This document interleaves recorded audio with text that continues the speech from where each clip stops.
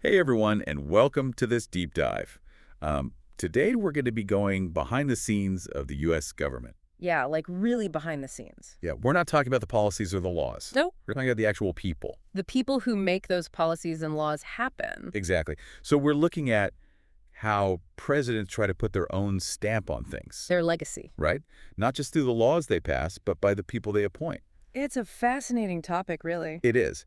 And to guide us on this journey, we have the work of David E. Lewis, specifically his 2008 book.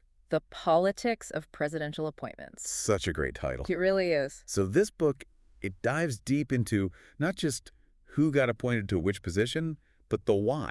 Exactly. The motivations behind these appointments. Right, the strategies involved. And perhaps most importantly, The ripple effects these appointments have on, how well the government actually functions. yeah, like, does it actually help things? Does it hinder things? Or does it just create a whole lot of chaos? A lot of times, it's a bit of all three. Right? It's fascinating. Yeah. And Lewis, he doesn't just, describe the system. No, he analyzes it. Yeah, he reveals the tools presidents use to exert control, Sometimes subtly. sometimes not so subtly. He shows us how these appointments can be used to really shape the bureaucracy. But to really understand how we got here, Yes, let's set the stage. we need to take a little trip back in time. Back to the early days of the U.S. government. Okay, so right? imagine this. You would think a country founded on democratic principles Freedom.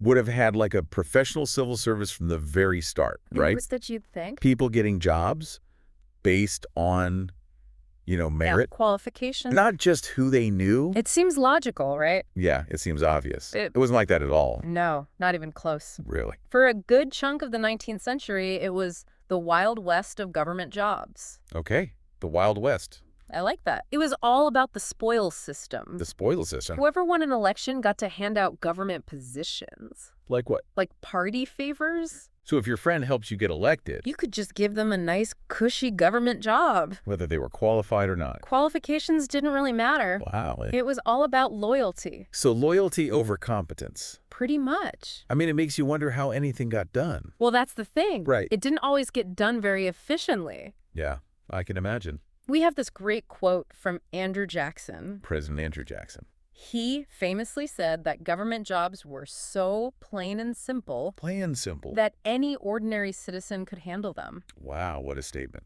Right. But, as the government grew more complex, It's much more complex. I'm guessing that idea started to fall apart. Yeah, a little bit. It's a little bit. I mean, imagine trying to run NASA NASA. based on that principle. Yeah, that wouldn't exactly inspire confidence in our space program. Probably not. So how did things change? Yeah, how did we get from there to where we are today? Was there some kind of, bureaucratic revolution? Not exactly a revolution. More like a significant reform. Okay, a reform. It took a while, but Oh, by fine. the late 1800s, Late 1800s. the inefficiencies, Okay. the blatant favoritism of the spoils system, Yeah, I can imagine it got to be a bit much. it became too much to bear. Too much to bear. And then Like enter the Pendleton Act of 1883. the Pendleton Act. This aimed to establish a merit-based system. Okay, merit-based system. So that's like a huge shift. Here. It was all about open competition. Right. Qualifications over Okay. connections. So that had to shake things up. It did. It was a huge step towards a more professional civil service. So that was a good thing, right? Definitely. But as Lewis points out, There's always a but. there's always a but. Okay. It didn't eliminate political influence altogether. So presidents and Congress still had ways to shape the bureaucracy, Absolutely. They could nudge things in their preferred direction. even with this merit-based system. Even with the Pendleton Act, Wow, it's like this ongoing tug of war a constant battle. between political control and bureaucratic expertise. That's a great way to put it. And to really understand how that plays out, Right. we need to look at the structure of the federal government, The structure itself. because it's not just one big blob of employees, right? Not at all. It's more like a complex ecosystem An ecosystem. with different types of positions Okay, different types of positions. and layers of authority. I'm intrigued. Tell me more. So you have the traditional merit system, The merit system. also known as the competitive service. Okay. Think of this as the backbone of the civil service, The backbone. where most career employees reside. So these are the people who are in it for the long haul. Building expertise over time They've earned their positions. through a competitive process, Based on their their- skills Okay. and their qualification. Got it. So those are the folks really working their way up through the ranks. Absolutely. But what about those higher up positions? Ah, yes. The ones with the real decision-making power. That's where things get interesting. Okay, I'm ready. You have the Senior Executive Service, or SES. Okay. SES, comprised of top-level managers Top level. responsible for leading agencies and implementing policy. So big responsibilities. The big responsibility. And here's where the political maneuvering comes in. This is where it gets tricky. Okay. Some of these SES positions are open to Open to who? both career civil servants Okay. and political appointees. Oh, so that's one way presidents can inject their people Precisely. who align with their agenda, Right. into key positions, It's strategic. like placing your bishops and knights on the chessboard. Exactly. Okay, what about those other positions? Like what? Like those confidential assistants we hear about, Those fall under a different category. which is Schedule C appointments. Schedule C. These are positions considered confidential Okay, or policy determining, I see. giving presidents more leeway in appointing individuals they trust. So more flexibility. More control. Lewis actually gives a specific example in the book. He does. The confidential assistant to the Assistant Secretary of Education. Now that's a mouthful. Yeah, it is. But imagine the kind of influence someone in that role could wield. Oh, it's significant. Yeah, So as you can see, there are a lot of moving parts here. there are. And it's not just about these different categories of positions, is it? No, it's not. Presidents have other tools in their arsenal to tilt the scales in their favor. Oh yes, they have a whole toolbox. The toolbox. Lewis calls it the politicization toolbox. I love that, the politicization toolbox. It's a fascinating set of techniques. Okay, I'm ready. Let's peek inside this toolbox and see what kind of power moves presidents are pulling. All right, let's do it. What's the first trick up their sleeve? Well, one of the most common tactics is something called layering. Layering. Imagine the president wants to exert more control over a particular agency. Okay. They appoint loyalists to positions above the existing career staff, essentially creating a new layer of political control. So it's like building a political pyramid on top of the existing structure You got it. to make sure their directives get carried out. Exactly. Clever, but also a bit sneaky. It can be. And if layering isn't enough, Sometimes it's not. they can also reclassify positions.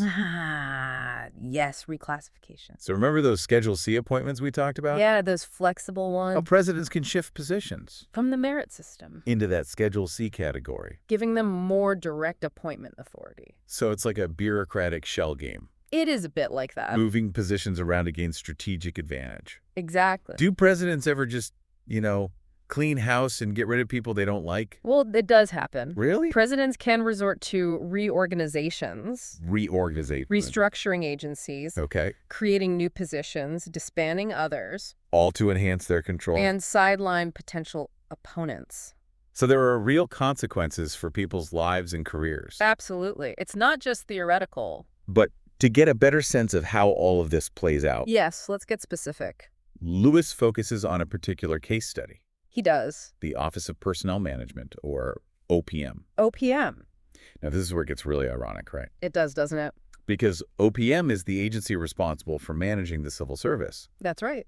ensuring fairness and merit-based hiring. And yet, To become a prime target of politicization itself, oh, the irony. particularly under Presidents Carter and Reagan. It's like the fox guarding the henhouse. What happened was they essentially flooded OPM with political appointees, Especially under Reagan. especially under Reagan's appointee Donald Devine. And this had consequences, I imagine. Significant consequences. Like what? Declining morale, loss of experienced staff, and ultimately Boy. a decline in OPM's ability to effectively monitor the merit system. So this case study really highlights the potential downsides of unchecked politicization. It shows what can happen when the balance tips too far, And it still doesn't answer the big question. which is, why do presidents do this in the first place? That's the million-dollar question. Is it all about ideology? Shaping policy to match their worldview? Or is it something else? Well, it's rarely that simple. It's never that simple, is it? What Lewis shows us is that there's ideology, sure, Okay. but also the president's relationship with Congress, Congress. the agency's own policy views. Oh, so the agency pushes back. They do. Interesting. And even the need to reward loyal supporters with positions. Ah, yes, the patronage. It's a complex mix of factors. It sounds like a fascinating and complex dance between all these different players, It really is a delicate dance. each with their own motivations and goals. We've only just scratched the surface. Oh, I know. There are so many layers to explore. From the strategies of specific presidents to the impact of politicization on the effectiveness of government programs. It's a deep dive for a reason. It is. We'll dig even deeper in part 2. So make sure to join us then. We'll uncover even more about this fascinating world of presidential appointments. You won't want to miss it. Welcome back to our deep dive. We're picking up right where we left off. Yeah. Last time we talked about that whole politicization toolbox. Right, all the techniques presidents use to try and shape the bureaucracy. But I'm curious, how do they actually use those tools? Ah, that's the key question, isn't it? Because knowing the moves is one thing, It is. but mastering the game of bureaucratic chess. No, that's something else entirely. So let's get into some real-world examples. Okay. See how different presidents have approached this challenge. All right, so compare and contrast. Yeah, Lewis does this really fascinating comparison between Nixon and George H.W. Bush. Oh, wow, what a pair. I know, right? Two very different personalities. Very different. So first up, Nixon. Ah, yes, tricky Dick. He was facing a bureaucracy he saw as resistant to his agenda. He did not trust the bureaucracy. Not one bit. So he went all in on politicization. All in. It was classic Nixon centralize, power, reward, loyalty, neutralize opponents. He really saw the bureaucracy as an obstacle to overcome. A force to be subdued. So not exactly a fan of those career government folks. Not really. No, he much preferred having people he could trust in key positions. So did he just go on like an appointee hiring spree? Pretty much. He used layering extensively, putting his people in charge, and he wasn't afraid to shake things up with reorganizations. He wanted to make sure his directives got carried out, no questions asked. Control was key for Nixon. But isn't that kind of risky? I mean, wouldn't you want at least some experienced people around who know how things actually work? Well, that's a trade-off, isn't it? Right. Nixon prioritized control above all else. Okay, so now contrast that with George H.W. Bush. A very different approach. Yeah, Bush was much more conciliatory. He was. He recognized the value of those career professionals. So he wasn't trying to get rid of everyone? No, he emphasized competence building relationships, finding people who could manage effectively, not just blindly follow orders. So a more pragmatic, less combative style. You could say that. Yeah, Bush was more about teamwork, while Nixon was all about well-being. Nixon. That's a pretty good summary. It shows that there's no one-size-fits-all approach to politicization, right? Absolutely not. Presidential personality plays a huge role. But it's not just about the individual in the Oval Office, is it? No, it's not. The relationship between the president and Congress also matters a lot. Oh, absolutely. Because Congress has a say in all of this, right? They do. They confirm many of these appointments. And they control the purse strings. The power of the purse. So when the president and Congress are on the same page policy-wise, Yes. they're more likely to agree on the need for appointees to steer things in the right direction. It's like a political tag team. Working together. Exactly. But I bet things get messy when they don't see eye to eye. Oh, you bet. Congress can use its power to limit the president's appointment authority, scrutinize nominees, or even use budgetary constraints to try and control the number of political appointees. It becomes a real power struggle. A constant back and forth. So the president has to pick their battles carefully. Very carefully. But they're not just dealing with Congress, are they? No, they're not. What about the agencies themselves? Yes, the agencies. Do they just sit back and let the president call all the shots? Not at all. Agencies develop their own cultures, their own ways of doing things, and even their own policy preferences over time. So they have their own ideas about how things should run. Absolutely. It's like they're their own little fiefdoms within the larger kingdom. That's a great way to put it. So if an agency already aligns with the president's views, Yes. politicization might be less contentious. Probably. But if there's a clash of visions, That's when things can get really interesting. heated indeed. Okay, so we've got the president, Congress, and the agency itself, all with their own agendas. It's a three-way bureaucratic dance-off. I love it. But there's another factor we haven't talked about yet. Which is patronage. Oh yeah, patronage. Isn't that still a thing? It is. Rewarding loyal supporters with plum government jobs. It's not as blatant as in the old spoil system days. Right. But presidents often face pressure to find spots for those who help them get elected, those with strong party ties. It's the political version of you scratch my back, I'll scratch yours. You could say that. So Lewis found that these patronage appointments, Yes. they tend to cluster in certain agencies, That's right. particularly those with missions that align with the president's party's ideology. It makes sense. So like a Republican president might be more likely to stack the Environmental Protection Agency with industry-friendly folks. Not necessarily the EPA, that's usually a target of deregulation efforts by Republicans, Oh, right. but maybe the Department of Commerce, Okay. where a pro-business outlook might be seen as beneficial. It's all about finding the right fit. Right, aligning the agency's mission with the appointee's background. Exactly. But aren't all patronage appointments bad? I mean, surely some of these folks are actually qualified. That's a good point. It's not always so black and white. Some of these political operatives bring valuable experience from outside government. Okay, so they're not all just party hacks. No, not at all. Maybe they've worked on campaigns, have connections in Congress, or know how to deal with the media. Those are valuable skills in government. They can be very helpful. So judging an appointment solely on whether it's political or not is kind of missing the point. It is. You have to look at the individual, their skills, and whether they're a good fit for the job. And this brings us back to that idea of agency sensitivity. Yes, agency sensitive. We touched on this in part 1. We did. Some agencies are more vulnerable to the disruptions caused by political appointees than others. Right, like those highly specialized science agencies we talked about? Exactly. Imagine trying to run NASA with a bunch of political appointees who don't know a rocket engine from a toaster oven. That would be a disaster. It wouldn't be a recipe for success.